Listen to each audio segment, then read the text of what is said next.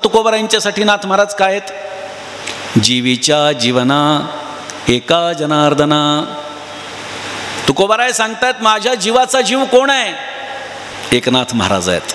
यापेक्षा अजून काय पाहिजे नाथ महाराजांच्या संबंधांना आदर? मला सांगा. नाथोत्तर सगळ्याच संतांनी नाथ महाराजांचं वर्णन केलंय, तुकाराम महाराजांनी सुद्धा केलेलंच आहे.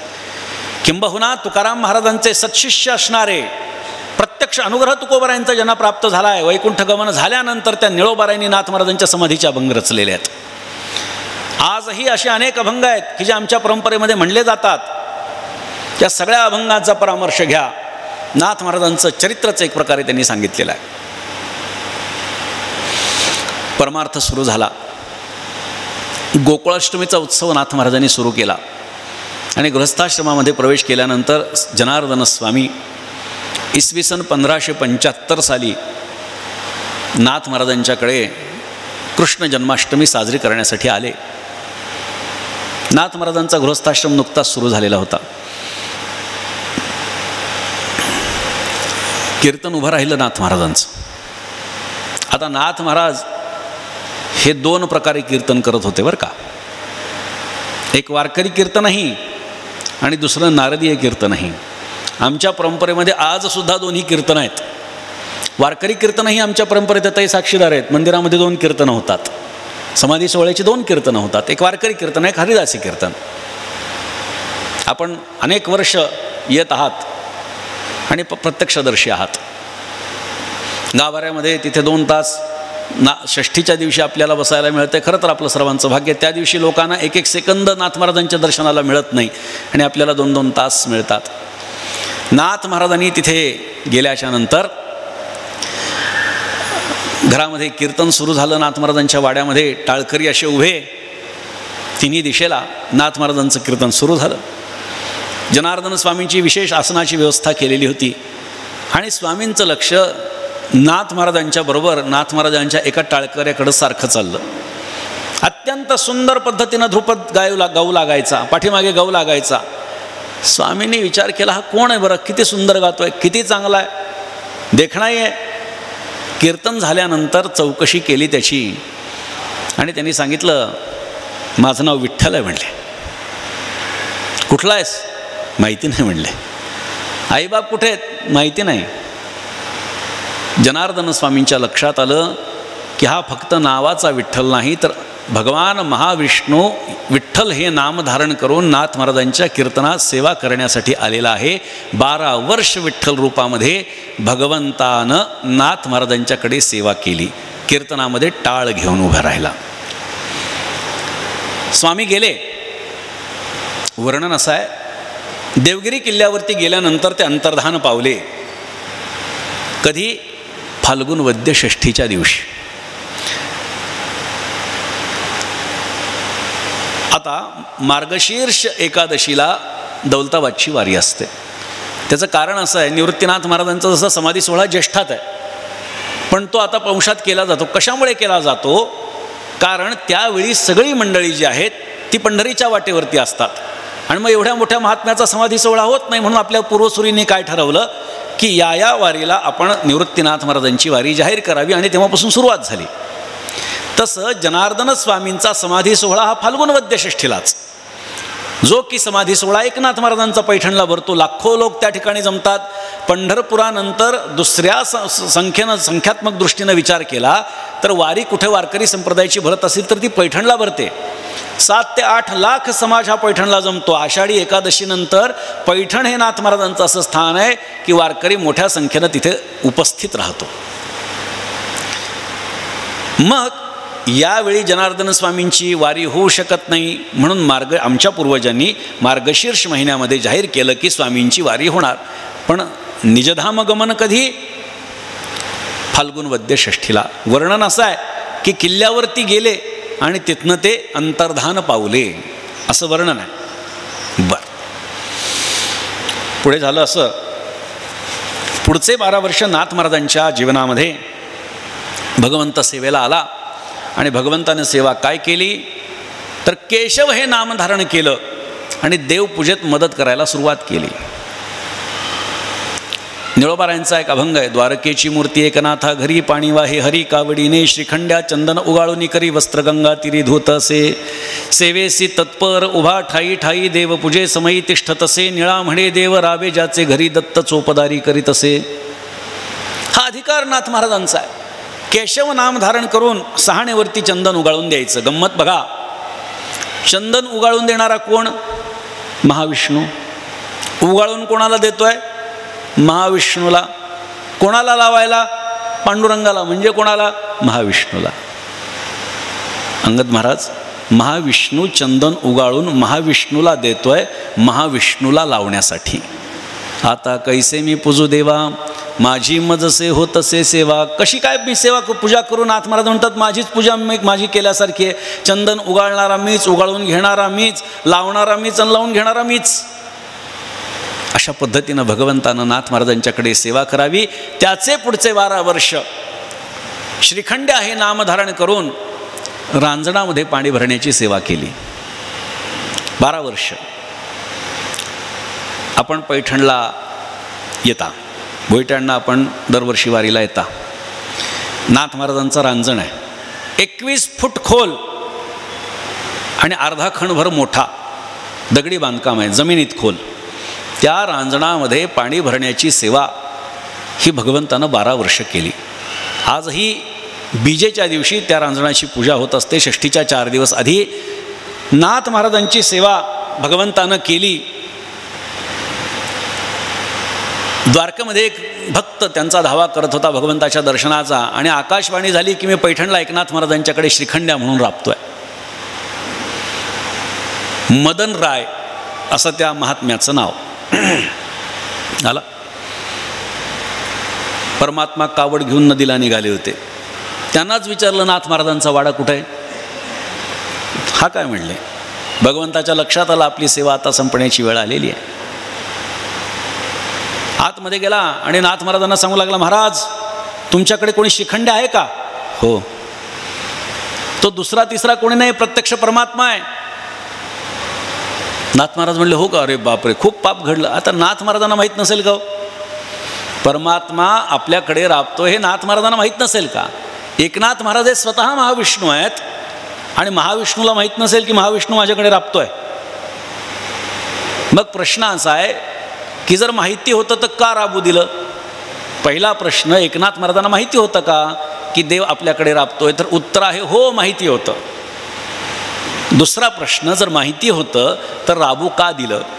त्याचं उत्तर असं आहे, एकनाथ महाराज हे संत आहेत आणि हे संत हे समदर्शिनः असतात. चराचरामध्ये एकाच परमात्म्याला पाहत असतात. त्यामुळे सामान्य लोक ज्याप्रमाणे नाथ महाराजांना हरी दिसत होते त्या दृष्टीनं हरीही हरीच दिसला. म्हणजे सामान्य व्यक्तीही हरीचं दिसला. म्हणून नाथ महाराजांनी काही विशेष त्यांना महत्त्व खरं तर दिलं नाही, परंतु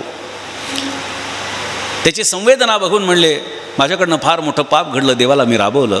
अश्रू ढाळू लागले नाथ महाराज. कुठेही श्रीखंड्यात? म्हणलं आत्ताच तर गेला बाहेर. कोण? कावड घेऊन निघाला होता म्हणले. त्या महात्म्याने डोक्याला हात लावला. म्हणले ज्याच्यासाठी मी इतक्या वर्षांपासून तपश्चर्या करत होतो त्याला मी ओळखलं नाही, तो माझ्या समोर गेला, रडू लागला. आता तो नाथ महाराजांनी सांगितलं आलाप करू नका, बोलवतो. श्रीखंड्या आवाज दिला आणि घरातून बाहेर. जाताना बाहेरून दिसला, नाथ महाराजांनी आवाज दिला, घरातून बाहेर. दोघांनाही पूर्ण रूपात दर्शन दिलं आणि नाथ महाराजांना सांगितलं महाराज मी आजन्म तुमची सेवा केली ना, मी स्वतः आजन्म जर तुमची सेवा केली तरी तुमच्या भक्तीचं ऋण फिटणार नाही. म्हणून माझं प्रत्यक्ष रीतीनं सेवा तर आता संपलेली आहे, कारण आता सगळं उघड झालं आहे.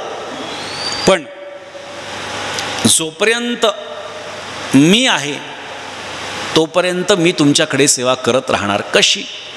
आता जोपर्यंत मी आहे म्हणजे परमात्मा तर कायमच आहे, म्हणजे कायम सेवा आहे. कशी? तुम्ही आहात तोपर्यंत तुम्हाला कळेल. फाल्गुन वद्य षष्ठीच्या आत मी एकदा तरी तुमच्या घरी पाणी भरल्याशिवाय राहणार नाही म्हणले नाथ महाराज. तुम्हाला कळेल. पण तुमच्या नंतरही कित्येक पिढ्या जाऊ द्यात, माझं अस्तित्व हे कायम आहे, म्हणजे कायम मी तुमच्याकडे सेवा करत राहील. कदाचित कोणाला कळणार नाही, पण मी कावड टाकल्याशिवाय राहणार नाही. आणि म्हणून कावडीनं परमात्म्यानं पाणी व्हायचा एक शब्द नाथ महाराजांना दिला. आजही रांजणाची पूजा होते बीजेच्या दिवशी. षष्ठीपर्यंत तो रांजण भरतो.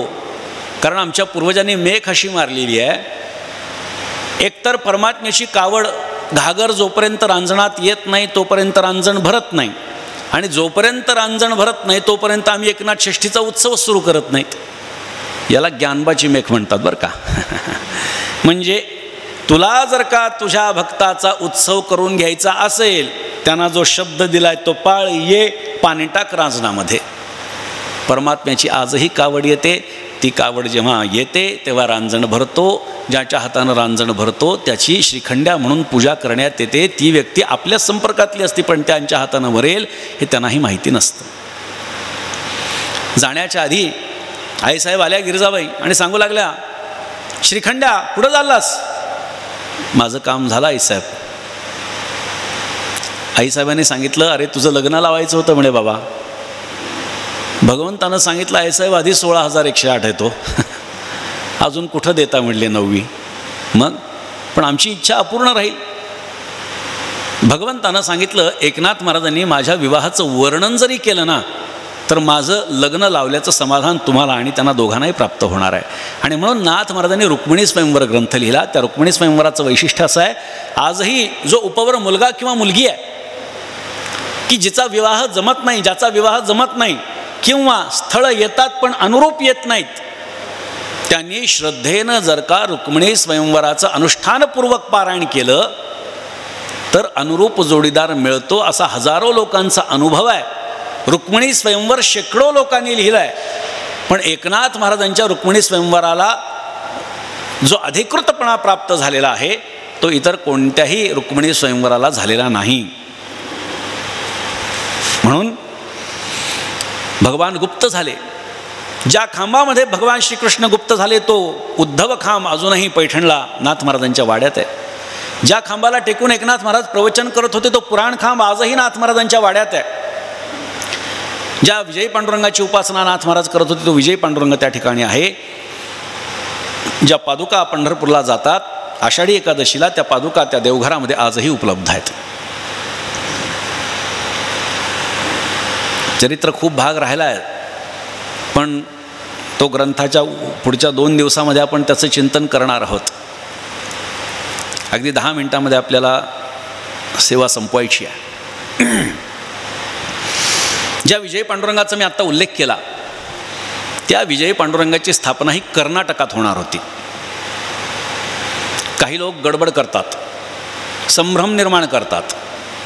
बरं, स्वतःला जाणकार म्हणवणारे सुद्धा संभ्रमित आहेत. कर्नाटकामध्ये एका सावकारानं बनवलेली मूर्ती ही विजय पांडुरंगाची आहे, जी तो सावकार पैठणला नाथ महाराजांच्याकडे घेऊन आला. आणि कर्नाटकातून आपल्या पांडुरंगाची, पंढरपूरच्या पांडुरंगाची मूर्ती ही भानुदास महाराजांनी आणलेली आहे. कृष्णदेव राजाने ती नेली होती, पण लोक ह्या कथेचं सरमिसळ करतात. ह्या 2 कथा वेगळ्या आहेत, हे 2 प्रसंग वेगळे आहेत. तिथे स्थापन करण्यासाठी ती मूर्ती बनवली. अत्यंत सुबक अशी, साधारणतः 12-13 इंचाची मूर्ती. मंदिर बांधलं, ते काही धान्यामध्ये ठेवायचं, अमुक तमुक ते सगळं सुरू होतं. आणि त्या सावकाराला स्वप्न पडलं, मला तुझी सेवा नको आहे. पैठणचे जे एकनाथ महाराज आहेत ना, मला त्यांची सेवा हवी आहे. जागा झाला. एकनाथ महाराज कोण आहेत काही माहिती नाही, पण स्वप्न आहे. स्वप्न मिथ्या असतं, सोडून दिलं. दुसऱ्या दिवशी सुद्धा तेच स्वप्न, मला तुझी सेवा नको आहे, पैठणच्या एकनाथ महाराजांच्याकडे मला सेवा घ्यायची आहे, तिथे मला नाही. आता मात्र तो घाबरला. त्याने ती गोष्ट गांभीर्यानं घेतली. एकच स्वप्न वारंवार कधीही पडत नसतं, कोणी असू द्या, एकच स्वप्न वारंवार पडत नसतं, त्याच्यामध्ये बदल असतो. जरी त्या विषयाचं पडलं तरी. ज्या अर्थी हे स्वप्न आपल्याला पडलं त्या अर्थी काहीतरी गडबड आहे. म्हणून काही ज्ञानी लोकांना त्यांनी बोलवलं आणि म्हणे मला गेल्या 2 दिवसांपासून तेच स्वप्न पडतं आहे. ते म्हणलं आता पुन्हा बघू आजच्या दिवस. पुन्हा 3ऱ्या दिवशी तेच स्वप्न पडलं. आता ते ब्राह्मण मंडळी किंवा विद्वान मंडळी त्या ठिकाणची जी आहेत ती म्हणली हा विषय जरा गंभीर आहे, पण तरीसुद्धा अजून बघू आता, इजा विजा तिजा झाला, अजून एकदा झालं तर मग काहीतरी विचार करू. पुन्हा तेच स्वप्न पडलं आणि आता भगवंतानं इशारा दिला की तू मला पैठणला एकनाथांच्याकडे नेलं नाहीस तर तुझा वंश नाश पावेल. आता तो घाबरला. आता सगळ्या पंडितांनी सांगितलं, आता ह्या मूर्तीचं आकर्षण बाळगू नकोस, पैठण गाठ आणि जे कोणी एकनाथ महाराज असतील त्यांना ही मूर्ती दे. आला पैठणला विजय पांडुरंगाची मूर्ती. पांडुरंगाची मूर्ती घेऊन, पांडुरंगाची मूर्ती दोन्ही कमरेवरती हात असतात, समचरण असतं, समदृष्टी असते. एकनाथ महाराज देवपूजा करत बसले आणि तो सावकाराला म्हणला, महाराज असा असा दृष्टांत मला ह्या मूर्तीनं दिलेला. नाथ महाराजांनी सांगितलं, तुला दिला असेल पण मला दिला तर ही मूर्ती मी ठेवून घेईन. सामान्य माणूस असला असता तर विचार केला असता, एवढी सुबक मूर्ती घेऊन तर ठेवा, बघू पुढचं पुढं, आजचा विचार केला तर. पण नाथ महाराज, मी आपल्याला सांगितलं ना, हे करते पुरुष होते, द्रष्टे होते. सत्सद विवेक बुद्धी वापरायचे. म्हणजे ज्याप्रमाणे या मूर्तीनं तुला दृष्टांत दिला, तोपर्यंत जोपर्यंत मला देत नाही तोपर्यंत ही मूर्ती ठेवून घेणार नाही. लोणी खडी साखर होतं आणि त्या मूर्तीच्या समोर केलं. कमरेवरच्या मूर्तीनं हात पुढं केला. नाथ महाराजांनी लोणी खडी साखर हातावरती ठेवलं आणि त्या मूर्तीनं ते प्राशन केलं आणि त्याचं प्रतीक म्हणून हात असा ठेवला. आजही विजयी पांडुरंगाचा डावा हात कमरेवरती आहे, शंख हातात आहे आणि उजवा हात असा आहे, कारण नाथ महाराजांच्या हातून त्यानं लोणी खाल्लेलं आहे. नाथ महाराजांनी विनंती केली त्या मूर्तीला, म्हणले, देवा, अरे ह्या सावकाराकडे तुला रोज पंचपक्वान्नाचं जेवण मिळेल, माझ्याकडे काय मिळणार आहे? ती मूर्ती ज्या विटेवरती विराजमान आहे त्या मूर्तीवरती स्वयंभू अक्षर उमटली, दास जेऊ घाल वा न. तू मला जेऊ घाल किंवा उपाशी ठेव, मी तुझ्याचकडे राहणार आहे. आजही ती वाक्य पुसटशी, कारण 450 वर्ष होऊन गेले त्या मूर्तीला. 450 वर्षामध्ये ते अक्षर पुसट झाली आहेत, पण ते अक्षर दिसतात. दास जेऊ घाल वा न, तू मला जेऊ घाल, नाहीतर नको, मला तुझीच सेवा पाहिजे. आणि म्हणून तेव्हापासून एकनाथ महाराजांच्या गाभाऱ्यामध्ये मुख्य मूर्ती ही विजयी पांडुरंगाची आहे. इथे भक्ताचा विजय झाला. विजयनगर साम्राज्यातून ती मूर्ती आली होती, म्हणून विजयी पांडुरंग असं त्या मूर्तीचं नाव पडलं. मुख्य मूर्ती आहे. असाच नाथ महाराजांचा संसार वाढू लागला. गोदावरी नावाची मुलगी झाली, गंगा नावाची मुलगी झाली दुसरी, आणि हरी नावाचा तिसरा मुलगा झाला. गोदावरीबाई ह्या मोठ्या, त्यांचा विवाह पैठणमध्येच एका ब्राह्मणाच्या मुलाला त्यांनी त्यांची मुलगी दिली. विवाह संपन्न झाला. पण गंमत अशी, श्रीकृष्णदास मुदगल असं म्हणून त्यांचं नाव आहे, पण ते बाहेर खाली होते. म्हणजे लग्न जरी झालं तरी परस्त्रियांशी संबंध ठेवणारे होते. मी आपल्याला सांगितलं ना, एकनाथ महाराजांच्या चरित्रातला असा भाग आहे की आपण कधी ऐकला नसेल. अशा अनेक घटना आहेत. उपदेश केला आणि जावई पुन्हा सन्मार्गाला लागले. त्या दोघांना एक अपत्य झालं, त्याचं नाव मुक्तेश्वर. तेच मुक्तेश्वर ज्याला आपण मराठी सारस्वतामध्ये कवी मुक्तेश्वर म्हणतो, ज्याने मराठी सारस्वतामध्ये मोलाची भर महाभारतासारख्या महाकाव्याची मराठीमध्ये रचना करून घातलेली आहे. ते कवी मुक्तेश्वर हे वयाच्या 6व्या-8व्या वर्षापर्यंत मुके होते. मुके.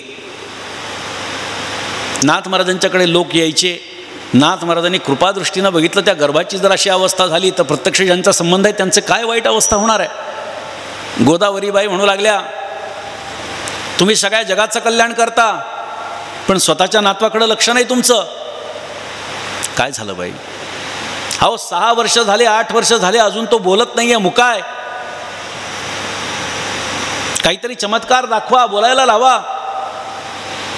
नाथ महाराजांनी प्रेमानं त्यांना जवळ घेतलं आणि त्याच्या गालावरून हात फिरवला आणि तो मुक्तेश्वर आता सुंदर पद्धतीनं बोलायला लागला, लिखाण करायला लागला.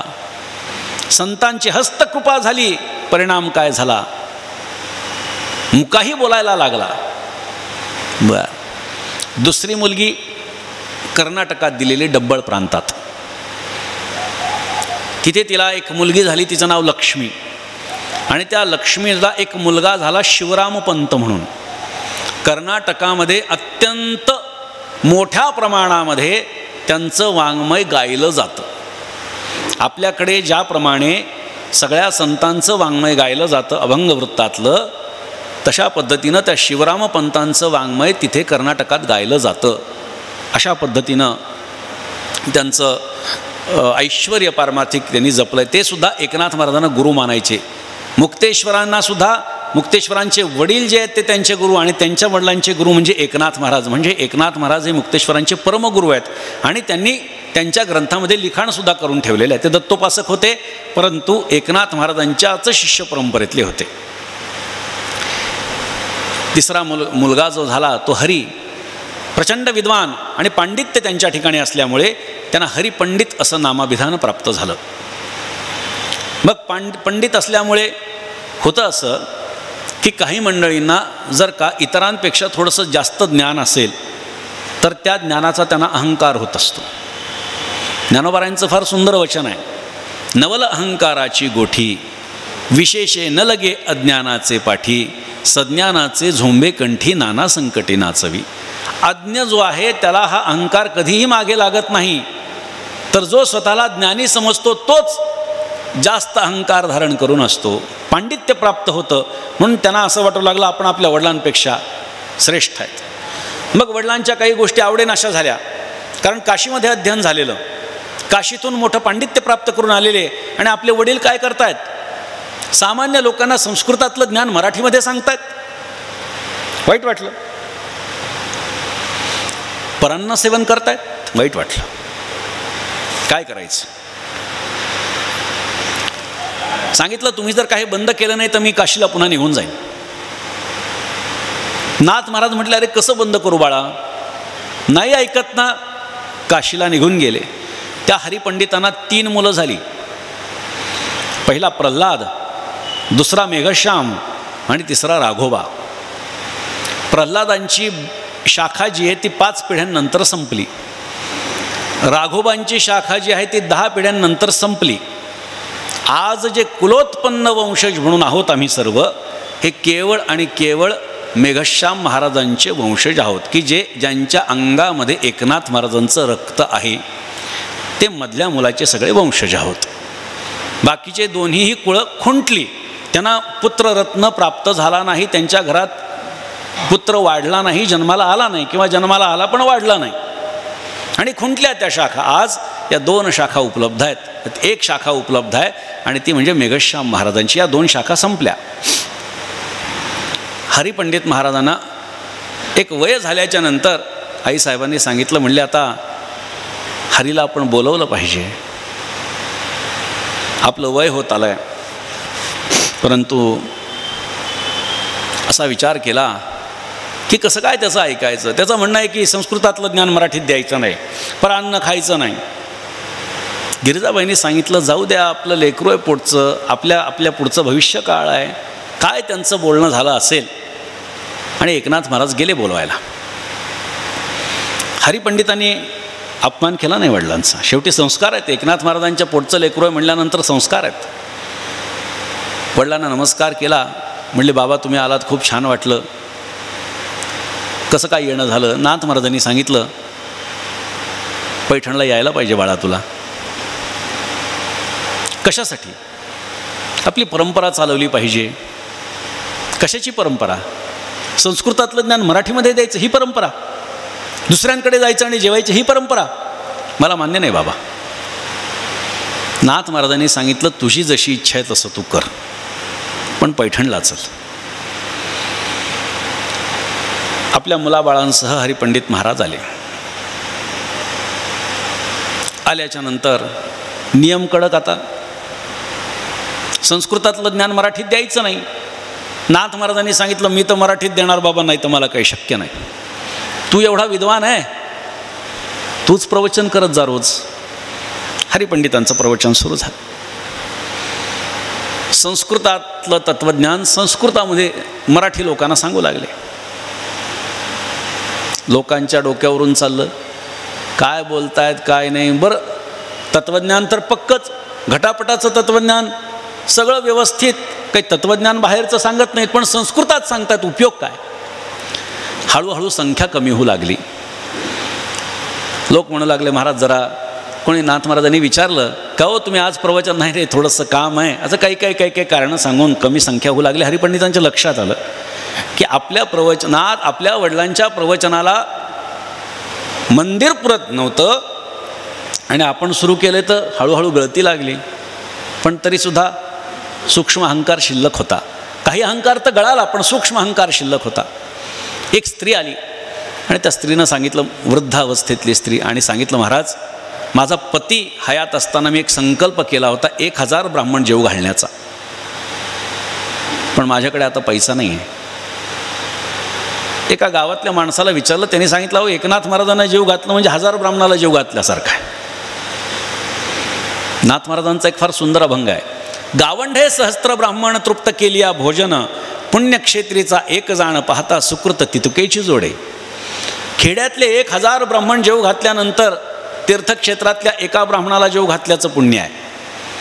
तीर्थक्षेत्रातले 1000 ब्राह्मण जेव घातले, एका वेदपाठकाला जेव घातल्याचं पुण्य आहे. असे 1000 वेदपाठक जेव घातले, एका पंडिताला जेव घातल्याचं पुण्य आहे. असे 1000 वेदपाठक पंडित जेव घातले, एका संन्याशाला जेव घातल्याचं पुण्य प्राप्त होतं. असे 1000 संन्याशी जेव घातले, एका परमहंसाला जेव घातल्याचं पुण्य प्राप्त होतं.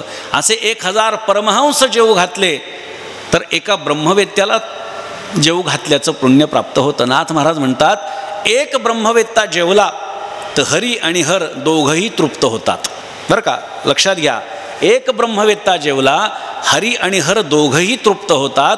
ऐसे वेत्ते अपरंपार नये नामधारका बरोबर. असे अपरंपार ब्रह्मवेत्ते जेव घातले तरीसुद्धा नामधारकाची बरोबरी त्याच्याशी होऊ शकत नाही. म्हणजे एका नामधारकाला जेव घातलं तर एवढे ब्राह्मण, एवढे खेड्यातले, एवढे तीर्थक्षेत्रातले, एवढे वेदपाठक, एवढे पंडित, एवढे संन्याशी, एवढे परमहंस, एवढे वेत्ते जेव घातल्याचं पुण्य प्राप्त होतं. एकनाथ महाराजांना जेव घाल म्हणजे 1000 ब्राह्मण जेव घालल्या तर किमान पुण्य मिळेलच. आली आणि सांगितलं, असं असं आहे. हरिपंडितांनी ऐकला, तर संकल्प केला तर पूर्ण करावा लागेल. ते म्हणले, बाबा जावं तुम्हाला तर लागणारच आहे. तिचा संकल्प आहे, सत्संकल्प आहे, तिला काही कल्पना नव्हती. बरं तुम्ही पण त्यावेळी काही असा काही संकल्प केला नव्हता, जावं लागणार आहे. पण एक पर्याय काढतो म्हणले, मी स्वतः स्वयंपाक करणार. नाथ महाराज म्हणले, जशी तुझी इच्छा, तू तर सांगितलंय परांना घ्यायचं नाही, आता तूच सांगतं तर ठीक आहे, जशी तुझी इच्छा. गेले त्या स्त्रीच्या घरामध्ये, स्वयंपाक वगैरे केला. पण त्या स्त्रीची अशी इच्छा होती, एकनाथ महाराज आपल्याकडे जेवायला येणार म्हणून तिने काही लाडू वगैरे काही पदार्थ बनवले होते. तिची अशी इच्छा होती की आपला एखादा तरी पदार्थ नाथ महाराजांनी खावा. पत्रावळ मांडली, नाथ महाराजांनी आपुषण घेतलं, जेवायला बसले. जेवायला बसल्यानंतर आतमधून स्वयंपाकघरातून हरिपंडित वाढायला यायचे. काय लागतं काय नाही, पोळी वरण भात भाजी जे काही केलं ते वाढायला येऊ लागले. संपत आलं जेवण. तिची तगमग चालू की मी केलेलं नाथ महाराजांनी खावं, मी केलेलं नाथ महाराजांनी खावं. नाथ महाराजांनी त्या स्त्रीकडे बघून इशारा केला, टाक. आणि त्या स्त्रीनं एक लाडू पटकन टाकला. हरिपंडित तिच्यावर चिडले, डाफरले, म्हणजे तुला कळत नाही तुम्हाला, परान्न वर्जित केलं बाबांनी. नाथ महाराजांनी हरिपंडिताला सांगितलं, बाबा परान्न वर्ज केलं हा माझा नियम आहे, पण ताटात काही टाकायचं नाही हा पण माझा नियम आहे. आता काय करू? म्हणले, बाबा आता तुम्हाला खावं लागणार. नाथ महाराज म्हणले, बघ बाबा माझी तर काही इच्छा नाही, पण तू जर म्हणतोय तर खातो. नाथ महाराजांनी तो लाडू खाल्ला आणि त्या स्त्रीला आपल्या हातचं नाथ महाराजांनी काहीतरी खाल्ल्याचा आनंद प्राप्त झाला. जेवण झालं, आपुषण घेतलं. ती स्त्री पत्रावळ उचलू लागली. कारण वाढण्यापेक्षा, लक्षात घ्या शास्त्र काय सांगताय, वाढण्यापेक्षा खरकट्या पत्रावळी उचलण्याचं पुण्य जास्त आहे. पांडवांच्या अश्वमेध यज्ञामध्ये भगवान श्रीकृष्ण काही जेवायला वाढत नव्हते, पण जेवण झाल्यानंतर सामान्यांच्या खरकट्या पत्रावळी उचलत होते. कारण खरकट्या पत्रावळी उचलण्याचं पुण्य हे वाढण्यापेक्षा जास्त आहे. नाथ महाराजांनी सांगितलं, नको नको नको, त्यांनी सगळं वाढलंय ना, त्याला चुचूर दे म्हणले पत्रावळ्या. हरीला बोलवलं, हरी जरा पत्रावळ उचल बाळा.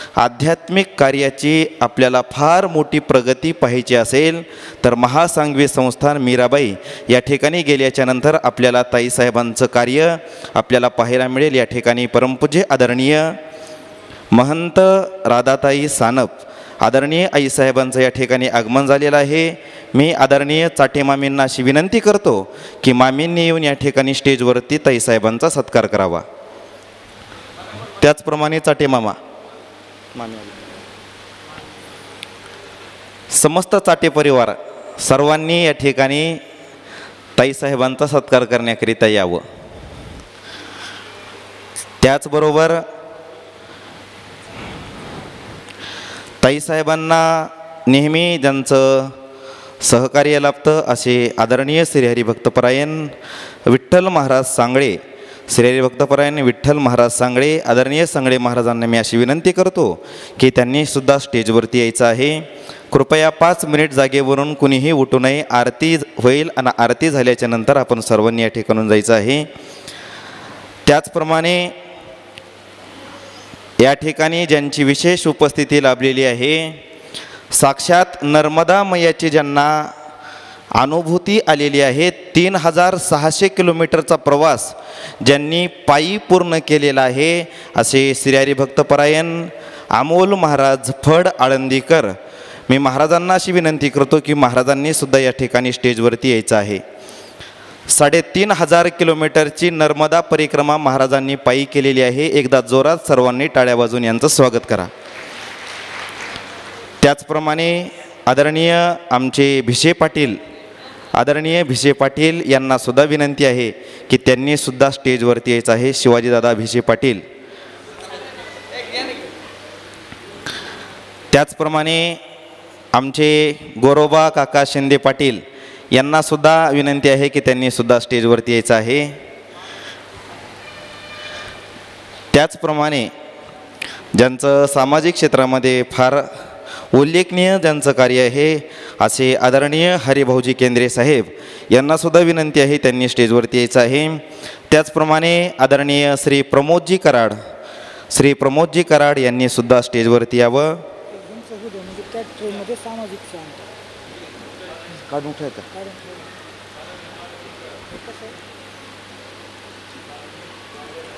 आता सामाजिक आणा इथे आणि हातामध्ये आणा काय होईल. श्री आदरणीय राजेभाऊ गीते तळणीकर आदरणीय मामांचे ते भाचे आहेत. गीते साहेबांना विनंती आहे की त्यांनी सुद्धा स्टेजवरती यायचं आहे. त्याचप्रमाणे ज्यांचं रुग्णसेवा हीच ईश्वर सेवा असं ज्यांचं कार्य आहे असे doctor Chaudhary sir, doctor Chaudhary sir यांना विनंती आहे की त्यांनी सुद्धा समोर यावं. त्याचप्रमाणे डॉक्टर ज्ञानोबा लटपटे सर यांनासुद्धा विनंती आहे की त्यांनी सुद्धा समोर यायचं आहे.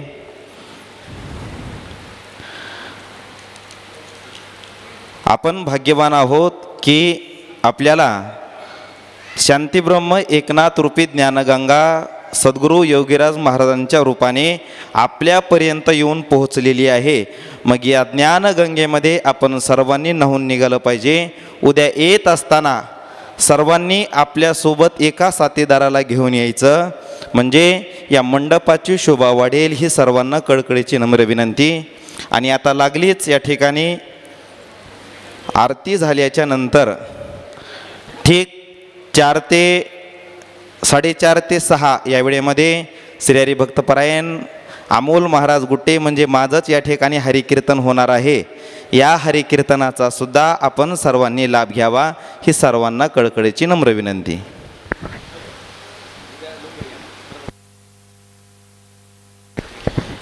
आणि विशेष म्हणजे उद्या ठीक दुपारी 1 ते 3 या वेळेमध्ये सद्गुरू योगीराज महाराज गोसावी यांची प्रवचनमाला आपल्याला श्रवण करायला भेटणार आहे. ठीक 1 ते 3 या वेळेमध्ये आपण बहुसंख्येनं या ठिकाणी उपस्थिती दर्शवावी ही सर्वांना समस्त चाटे परिवाराच्या वतीने कळकळीची नम्र विनंती.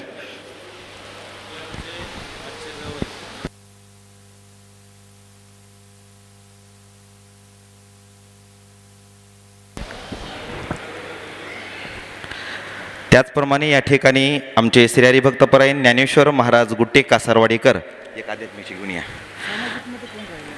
झाली तीनच होतं ठीक आहे प्रमोद काडके राजाभाऊ गीते राहील तर एका ना श्री हरिभक्तपरायण ज्ञानेश्वर महाराज गुट्टे यांना विनंती आहे की त्यांनी सुद्धा स्टेजवरती यायचं आहे.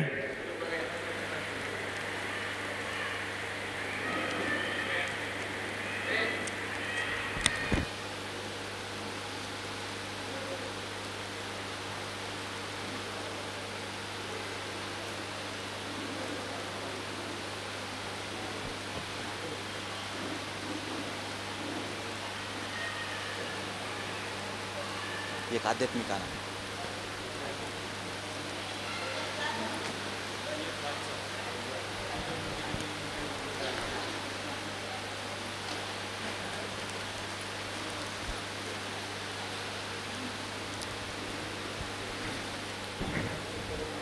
चला आरतीसाठी चाटे परिवारातील सर्व सदस्य यांना विनंती आहे की आरतीसाठी आपण समोर यायचं आहे.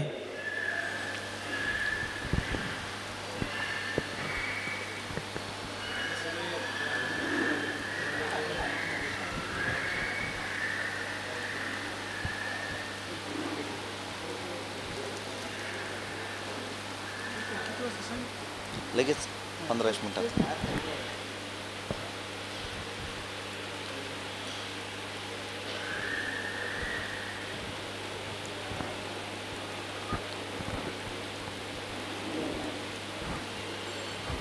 महाराज आरतीला घ्या ना माईक तुमच्या समोर.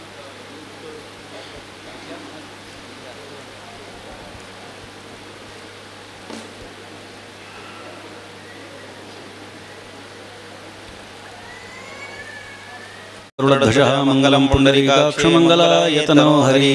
आरती एकनाथा महाराजा समर्था त्रिभुवनी तुची थोर. जगद्गुरु जगन्नाथा आरती एकनाथा. एकनाथ नाम सार वेद शास्त्रांचे गोज. संसार दुःख नासे महामंत्राचे बीज. आरती एकनाथा महाराजा समर्था त्रिभुवनी तुची थोर. जगद्गुरु जगन्नाथा आरती एकनाथा. एकनाथ नाम घेता सुख वाटले चित्ता. आनंद गोपाळ दासा धनी न पुरे गाता. आरती एकनाथा महाराजा समर्था त्रिभुवनी तुची थोर. जगद्गुरु जगन्नाथा आरती एकनाथा. गालीन लोटांगण बंदीन चरण डोळ्यान पाहिन रूप तुझे. प्रेमी आलिंगन अनंत पूजन भावी वाळीन म्हणे नामा विठ्ठल रखुमाय ठोबा रखुमाय ठोल रखुमाय. पोटीचे बाळवगुणी वोखटे परिमाय बापा स्नेह मोठे. तया परिउदरालोजी स्वामी अवगुणाच्या परिणोपेक्षा तुम्ही. गुण नाही तेथे कर्म कैचे धड. परिमाय बापा वाटतसे कोड. तया परिउदरालोजी स्वामी अवगुणाच्या परिणोपेक्षा तुम्ही. एका जनार्दनी उद्भवसाचे म्हणून हरिदासा कौतुक तयाचे. तया परिउदरालोजी स्वामी अवगुणाच्या परिणोपेक्षा तुम्ही. भानुदास एकनाथ भानुदास एकनाथ भानुदास एकनाथ भानुदास एकनाथ. एकनाथ एकनाथ एकनाथ एकनाथ पुंडलिक वरदा हरि विठ्ठल श्री ज्ञानदेव पंढरीनाथ भगवान की जय. शांती ब्रह्म एकनाथ महाराज की. वैद्यनाथ भगवान की. श्री संत जगमित्र नागा महाराज की. बोलो रे भाई सब संतन की जय. आता लागलीच